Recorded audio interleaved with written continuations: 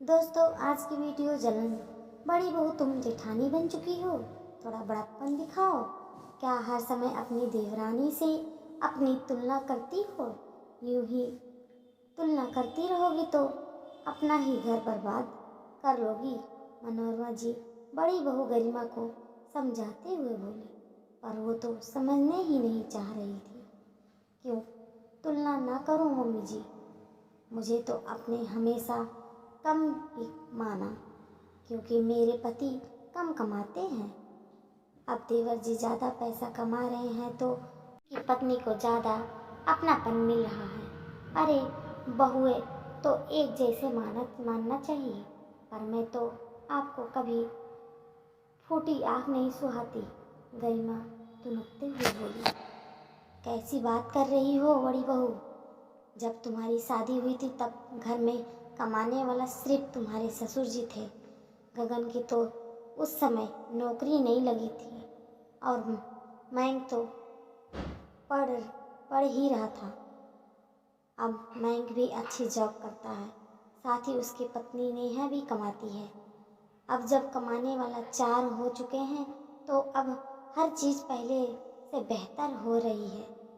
जैसे कमाई है वैसे काम हो रहा है, तो इसमें इतना मुंह फुलाने की क्या बात है? मनोरमा जी ने गरिमा को समझाने की नाकाम कोशिश की। हाँ हाँ, सब समझ में आ रहा है मुझे। कहना क्या चाहती हैं आप कि अब मैं भी नौकरी करने लग जाऊं? अरे मेरे माँ बाप मुझे इतना पढ़ाए होते तो मैं भी नौकरी कर ही रहती होती, पर नहीं, उन्हें तो मेरी ज़िंदगी बर्बाद करनी थी, जो मेरे ऐसे घर में मेरी शादी कर दी, जहाँ बड़ी बहू हो तो घर की नौकरानी समझा जाता है और छोटी बहू को सिराखों पर बैठाया जाता है। पैसा देखकर दोनों बहुओं को साथ व्यवहार होता है। बड़बड़ाती हुई गरिमा अपने कमरे में जाकर बैठ गई। मनोरमा जी ने अपने सिर पकड़ लिया। आखिर जितना उसे समझाने की कोशिश करती वो समझना तो दूर की बात सुनना ही नहीं चाहती। जब ये मैं की शादी हुई है तो तब से ये तो अब इस घर में आए दिन ही होने लगा था। गरिमा हर रोज किसी न किसी बात को लेकर मनोरमा जी को लड़ जाती थी। आज सिजारे पर नेहा के लिए लाई गई साड़ियों को देखकर गरिमा मनोरमा जी से बहस कर बैठी। सिजरे के कपड़े देखने के बाद गरिमा का मन मानना था कि मनोरमा जी ने नेहा के लिए सभी कपड़े महंगाए रखे हैं, जबकि उसके लिए सस्ते से साड़ियों रखी थी। जबकि चूड़ियाँ और मेकअप का सामान भी अच्छा क्वालिटी का था। उसे तो लोकल बाजार से खरीद गया था। मनोरमा जी के परिवार में उनके पति महेश जी, बेटा गगन और बहू गरिमा, उनकी एक 3 साल की बेटी परी और छोटा बेटा मैंग था और छोटी बहू नेहा थी। महेश जी के एक बैंक में क्लर्क थे, वही गगन एक प्राइवेट कंपनी में जॉब करता था। मैंग अभी पिछले साल ही इंजीनियर बना है और एक अच्छी खासी कंपनी में काम करता है। जबकि गरिमा मनोरमा जी के तरह ही एक गृहिणी है। मैंग की शादी नेहा के साथ 3 महीने पहले ही हुई थी, जो एक ही पढ़ाई लिखाई नौकरी पेशा लड़की थी और उसी के ऑफिस में काम करती थी। दोनों ही लव कम अरेंज मैरिज थी।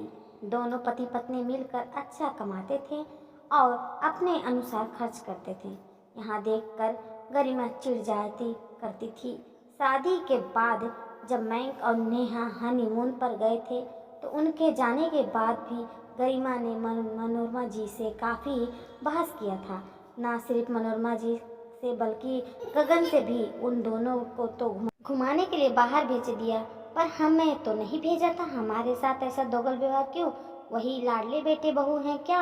हम तो कुछ नहीं है थे। कैसा बात कर रही हो तुम गरिमा? उस समय घर की स्थिति अच्छी नहीं थी। शादी का काफ़ी सारा खर्चा तो कर्ज लेकर ही किए थे, पर अब स्थिति पहले से बेहतर है और हनीमून तो मैंग और नेहा दोनों ने मिलकर डिसाइड किया है और उसका खर्च भी खुद ही उठाया। तो कहना क्या है चाहती हो? अब मैं तुम्हारे बराबर खर्च उठाऊं? अरे जब खर्च उठाने के औकात नहीं थी तो शादी ही क्यों की थी मुझसे? जिंदगी भर क्या फकीरों की तरह रहूंगी मैं अपनी इच्छाओं को मारकर? गरिमा ने ऐसे शब्दों से गगन का दिल भेद दिया। उसकी बात सुनकर वो बिल्कुल हैरान रह गया। उधर मनोरमा जी ने जब उसके बारे में उसे समझाना चाहा तो मनोरमा जी से भी लड़ पड़ी। सब जानती हूँ मैं, ये सब आपका ही किया धरा है। आप ही चाहती हैं ना कि मैं अपने पति से झगड़ा करूं? इसीलिए आप दोनों बहुओं में भेदभाव करती हैं। अगर आप मना कर देती तो उनकी हिम्मत थी कि वो लोग हनीमून पर जा सकते थे, लेकिन नहीं, आप तो अब उन्हें सिर आँखों पर बैठा कर रखना है। सारी पाबंदी तो हमारे लिए थी।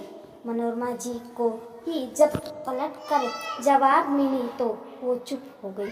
आखिर जिसकी आंखों पर पर्दा पड़ा हो वो किसी की सुनेगा क्यों? इतना जलन की भावना देखकर ही मनोरमा जी हैरान रह गई। आए दिन कोई न कोई बात को लेकर वो लड़ झगड़ रही थी और अब सिंजारी के कपड़ों के पीछे लड़ पड़ी।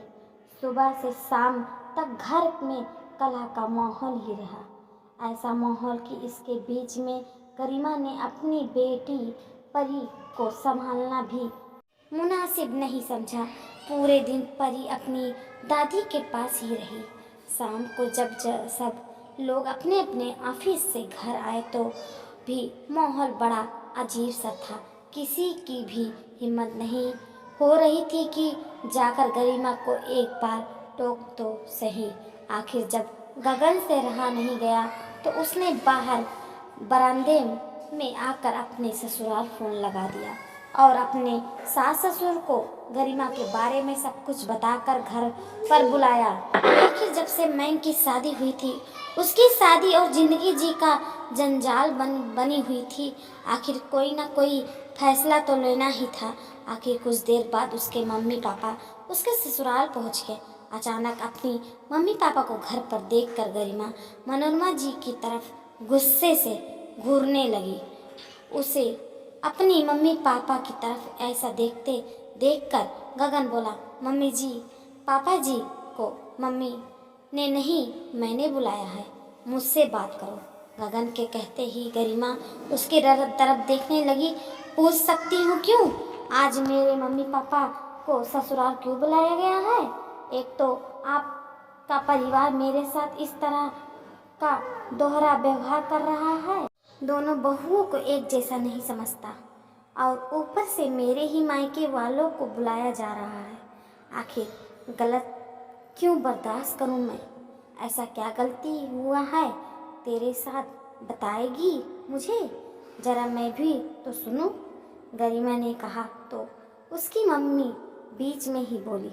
आखिर गरिमा ने वही सारी बात दोहरा दिया जो वह अक्सर मनोरमा जी और गगन के सामने रहती थी। उसके मन में इतना जलन की भावना देखकर उसके माता पिता भी हैरान रह गए। इतना जलन भी की भावना, वो भी अपनी ही देवरानी से।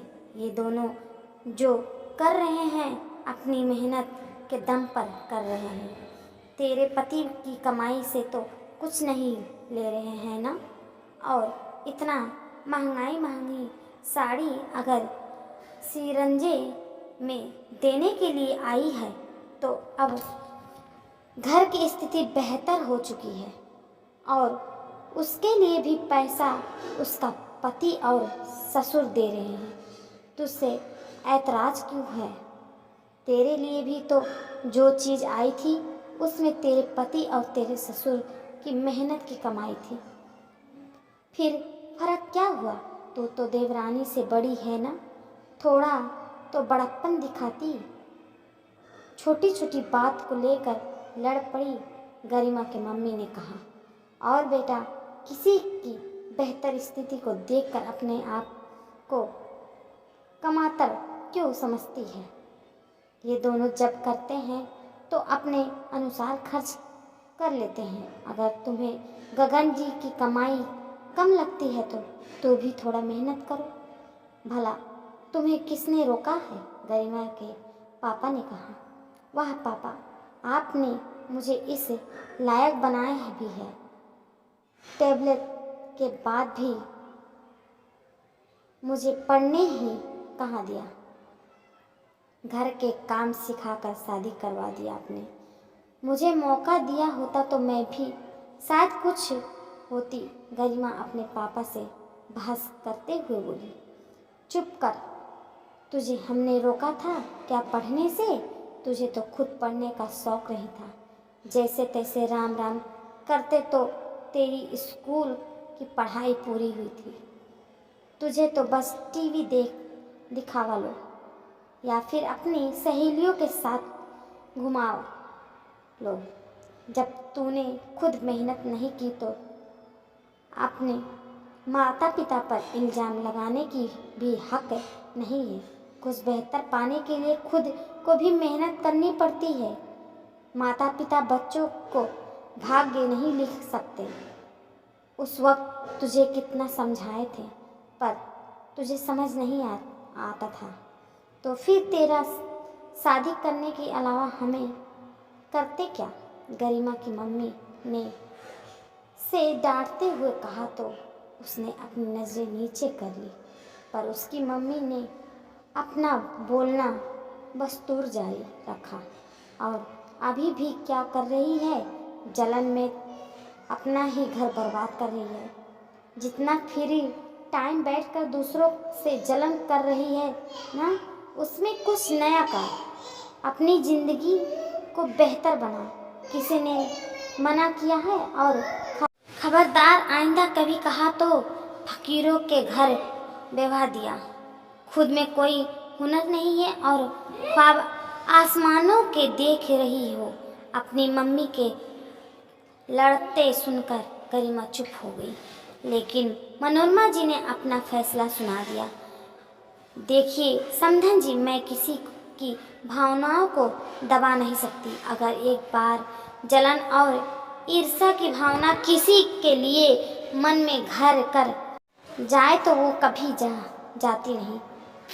बेवजह इन लोगों की ज़िंदगी में परेशानी हो, उससे बेहतर है कि मैं खुद ही अपने दोनों बेटे को अलग कर दूं।